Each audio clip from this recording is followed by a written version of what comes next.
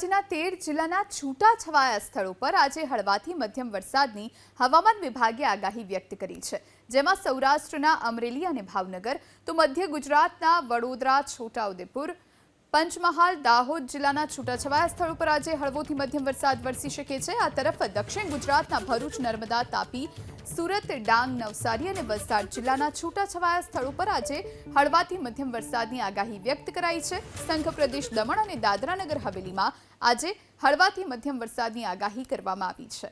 હવામાન વિભાગની આગાહી મુજબ આગામી 25 થી 27 સપ્ટેમ્બર સુધી દક્ષિણ ગુજરાતમાં ધોધમાર વરસાદ વરસી શકે છે। દક્ષિણ ગુજરાતના નવસારી અને વલસાડમાં આ 3 દિવસ ભારે વરસાદની આગાહીને પગલે યલો એલર્ટ જાહેર કરવામાં આવ્યું છે, જ્યારે સંઘ પ્રદેશ દમણ અને દાદરા નગર હવેલીમાં પણ આ 3 દિવસ ભારે વરસાદ વરસી શકે છે। રાજ્યના 13 જિલ્લાના છૂટાછવાયા સ્થળો પર આજે હળવાથી મધ્યમ વરસાદની હવામાન વિભાગે આગાહી વ્યક્ત કરી છે।